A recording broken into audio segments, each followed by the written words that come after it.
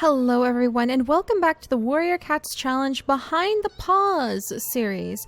This is the time when we go through and we try to come up with some of the rules for the challenge. So this is not an actual gameplay episode, this is not a StarClan Speaks episode, this is one of those talking episodes that we do as a side series so that any of you who are curious on how to run the challenge or how to set up random generators or have some suggestions for things we could add into our random generators for the game can go ahead and interact with one another. We can talk about it in comments. We can kind of collect ideas in one place for really important aspects of our Warrior Cats challenge. And today we are going to be looking into the aspect of kit survival rates, kit and queen survival rates. We have a lot of new queens. Sorry, I have to take pictures because they're being so cute. But in our storyline right now, we have a lot of new queens or about to be queens who are going to be having kits. And in our game, to add in all of the random generators I really like to put into our Warrior Cats challenge, I roll a random generator every single time a kit is born to determine whether or not that kit is born healthy, or if that kit is born with an illness, or if that kit dies immediately on birth, because we are dealing with a bunch of wild cats. And in the wild, kittens die very frequently. They die all of the time. Feral cats and wild cats have extremely high mortality rates among their kits. In the Warrior Cat series, we also saw that because kittens would often pass away. Sometimes they were just weak and they just would seem to fade in before the books even really mentioned them for very long. Sometimes they ran into predators. Sometimes they were born with disabilities. Sometimes they just caught illnesses. Sometimes there wasn't enough food and so their mother was not able to produce enough milk for them. But the result is that in the Warrior Cats books themselves, it was not uncommon for young kits to die. And it's really sad and it's really tragic, but it is part of their life. The struggle between life and death, the struggle for resources. Who was that? Who knows? That was some ghost cat walking by. Bye. Oh my goodness. The struggle for resources and the struggle for survival as a whole is what makes the Warrior Cats challenge so wonderful. The reason we are able to really enjoy our time with the kits, the reason we're able to celebrate with the clan when they have successful births, the reason we're able to celebrate when those kits turn into apprentices and they're away from that danger zone of being a young small kit is because there is that risk of them dying. So I wanted to talk about ideas that you guys may have for those risks, ideas that you may have for things that could happen to the kits.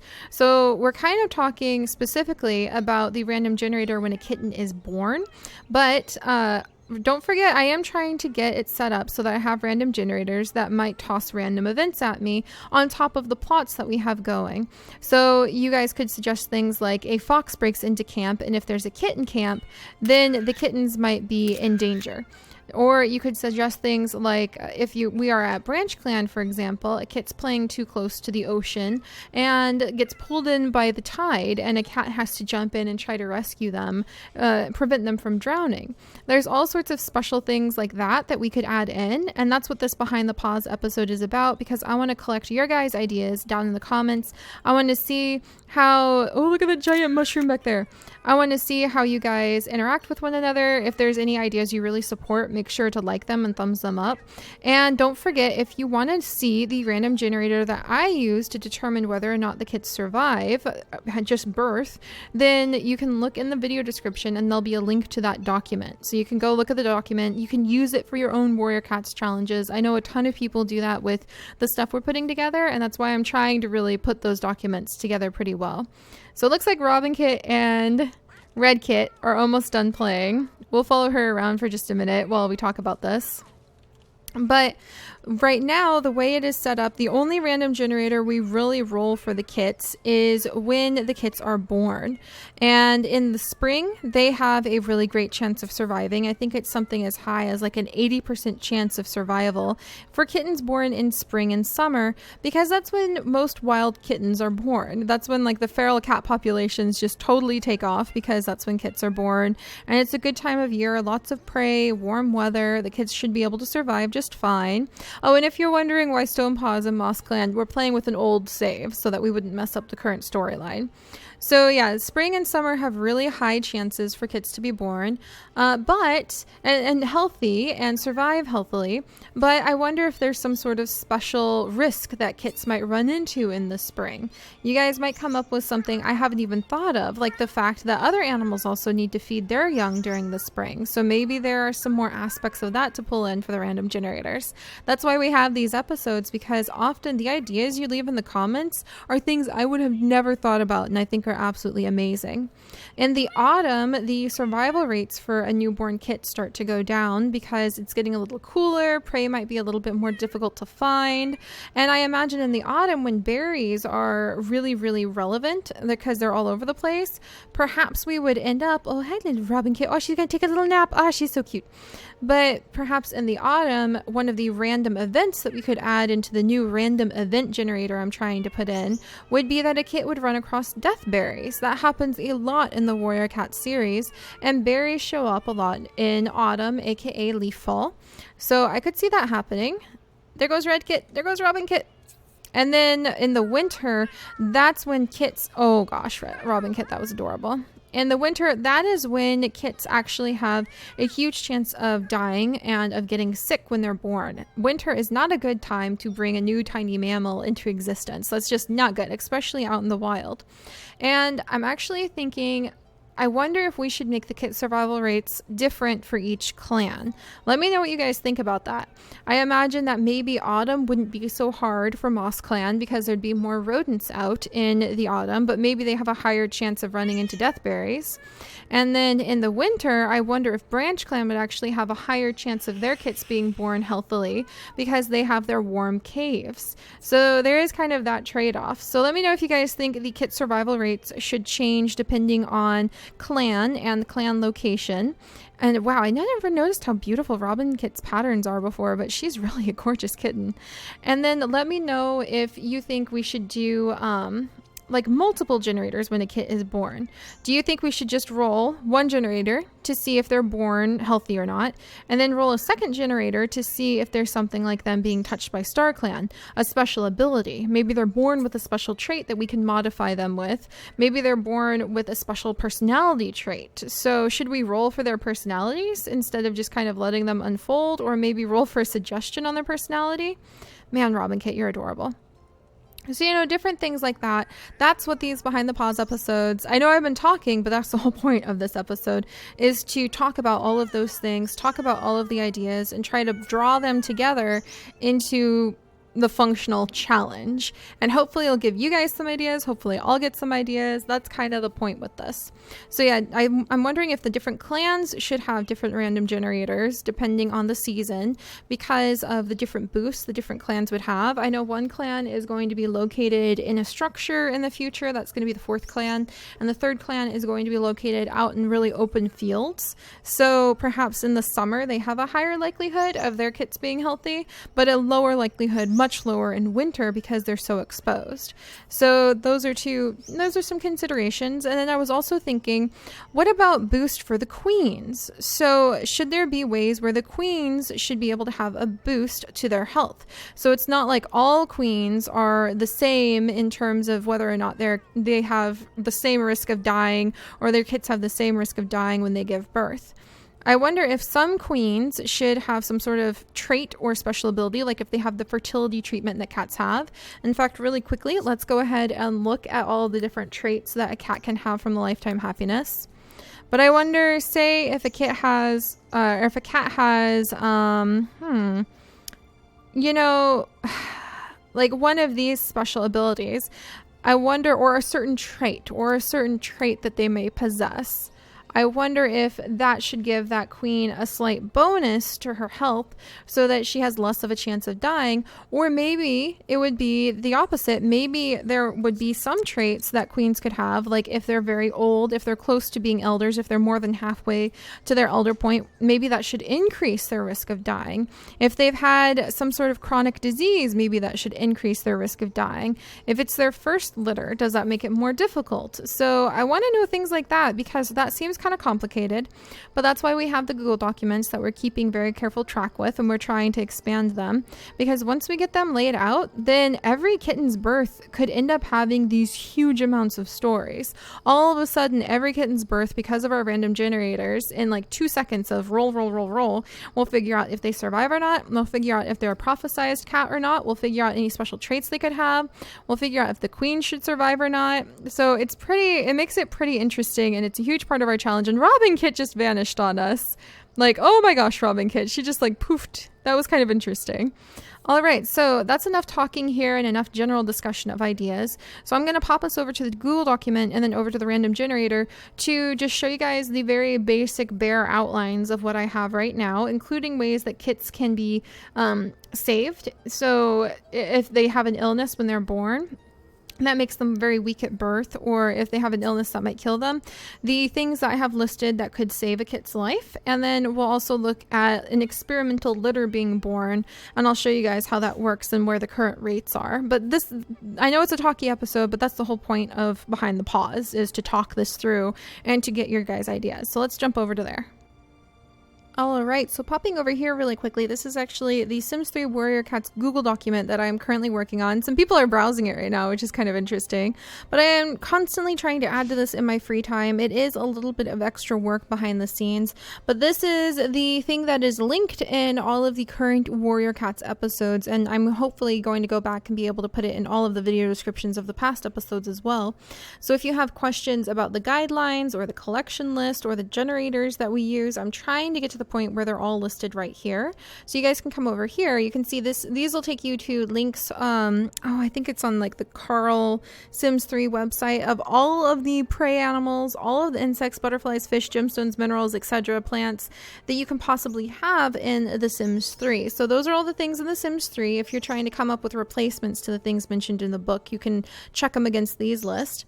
And then here are the random generators. They're all still a work in progress. They're totally a mess. And two of these will take you just to some random generators that I was trying to put together using an actual random generator thing online.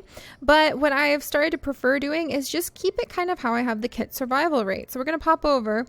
This is the kit survival rate page, and the kits and queen birth risks is just what it's titled. Everything is messy and ugly because I just don't have a lot of time to work on this, but I try to put it together when I can to help you guys out who are interested in how the challenge works.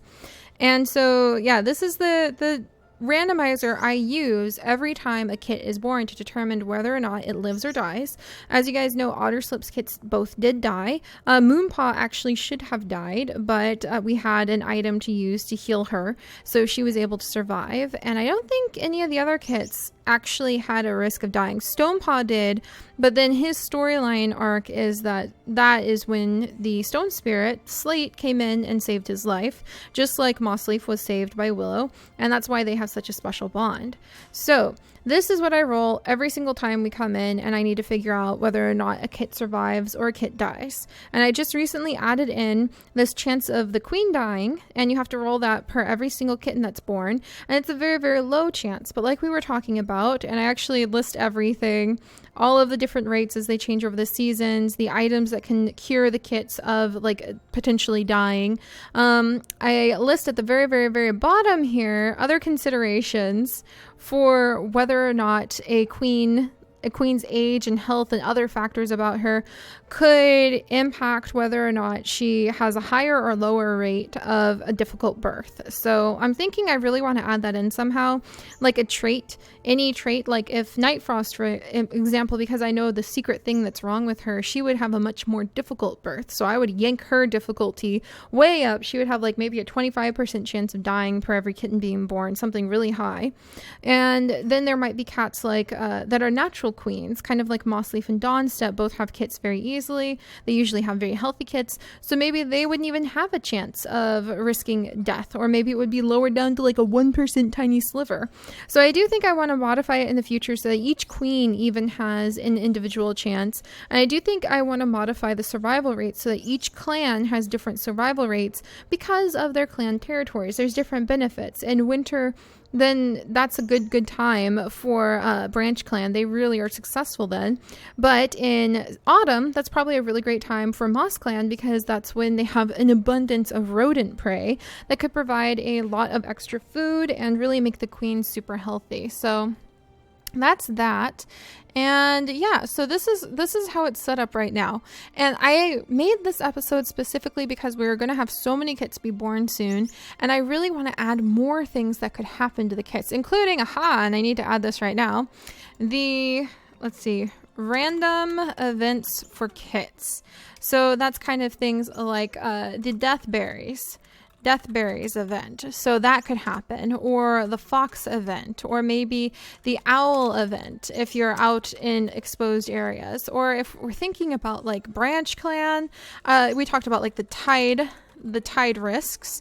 So different things that could happen to the kits that might add to the story and might be part of those random event generators that I want to start rolling before each episode to see if that's going to be added into the story on top of the plots I'm currently running. So that's just to kind of give an extra little boost, and it's probably really useful for those of you guys who are trying to spice your story up when you don't have plots running in every direction like I do. So those are things that I really want to hear a lot from you guys, the random events of things that could happen to kits. So as long as there are kits on the lot, kits in the clan, then I might roll and I might say, okay, there's a random event happening to the kits, and I might pick one, and I might pick the risk factor, like maybe roll that again for randomizers. I roll randomizers for pretty much everything, but I want to hear more random events you think could happen to the kits. Maybe a kidnapping. So, that's an option. So like a kidnapping. That would be a pretty dramatic twist of events. Would you guys like to see a kidnapping? Oh, goodness. So, all of those things could happen. I mean, there's even things like kits being really curious and getting stuck somewhere. Different things like that could happen. So I want to encourage random events that could affect the kits outside of my normal plots more often, because it would add to the story and it would help me keep the story really flexible and viable. So just if you have any ideas for that, let me know and I can add them to the big giant list. I really want to do something with the queens here. Anyway, that is kind of how everything is set up right now. So based off of what you guys tell me in the episode today, like in the comments on this episode, I'm going to come in and change this, and we might suddenly have a gigantic list of extra things that could happen to the kits. Right now, I'm rolling 3 times every time a kit is born. Once to see if that kit is born healthy or not, or if it dies upon birth. And I added in this new thing where it shifted from just healthy or not healthy, like healthy or dead, to healthy. And then there's a chance of them having an illness that they need taken care of. But then the 5% chance of death, I'm going to say that that's like permanently locked in. So that means that if they roll that 5% chance of dying, then they're Dunyan rings. There's no kit, because sometimes it just happens that way. They're just stillborn. And it's really sad, but again, that's what makes it such a celebration when healthy kits are born into the clan, is that they are alive. So I roll once to figure out if the kit is healthy, ill, and needs cured. And again, these are the items that you can use to cure life-threatening illnesses in kits. And then I roll one last time to see, or then I roll again to see if the queen is going to die because of having kits. And I should probably add in maybe how about we add in a 5% chance, maybe more like a 15% chance of weakness after birth. That sounds pretty good. So then that gives us like a 20% chance altogether of something happening to the queen every time she has a kit. You know what? For spring, we'd probably lower that down to 10, because spring is a good time to have kits. And then I roll a 3rd time for the kit to figure out if it has any of the extra special abilities. And right now I only have 2 of those listed. I guess I could add in like another one. 2% chance of kit being 2% chance the kit is born deaf. So blind and deaf are 2 things. And then I wonder other things that could happen. So maybe we'll have like a 5% chance the kit is a natural alpha hunter, and then they can get that boost given to them as soon as they're old enough. There could be things like that. I want to just not overload it. I want to keep the chances really low. In fact, I'll turn that down to like a 3% chance. I want to keep the chances really low, but I want to roll a 3rd time for the kit to see if they have some sort of special ability. And I know a lot of you guys have suggested special abilities in the past, and I'm not talking like magic special abilities, but maybe just a personality trait, or maybe just an aspect of their life that makes them stand out a little bit bit more, and that'll help us as our clans get bigger to sort of define personalities. So yeah, the floor is open to any of these kinds of suggestions too. So, and I know, again, these are kind of awkward. I'll get better at doing these behind the paws as I go on and we expand what we have behind the scenes for our documents. But let's go ahead and I'll try to show you guys how it all comes together by popping over to our random generator. So we can pretend Honeywish is giving birth, and let's say she has 3 kits. So the first thing we do, this is where I come, by the way, to roll my random generators. I have my numbers right here, and then I open another tab to random.org, and then I hit generate. So she is going to have, we'll say 3 kits.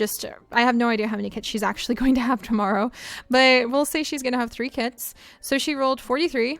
Well, it's New Leaf right now, so there's an 80% chance the kit is born healthy. That kit is alive! Huzzah! Now did she die giving birth to that kit? No, she did not die, because she didn't roll a 1 through a 5, so she didn't die. And she didn't roll a 6 through a 15, so she doesn't have the weakness effect after birth. And now we can roll one more time to see if there's anything special about that kit. And let's see, 3, 4, 5, 6, 7, 8. Nope, nothing special about that kit.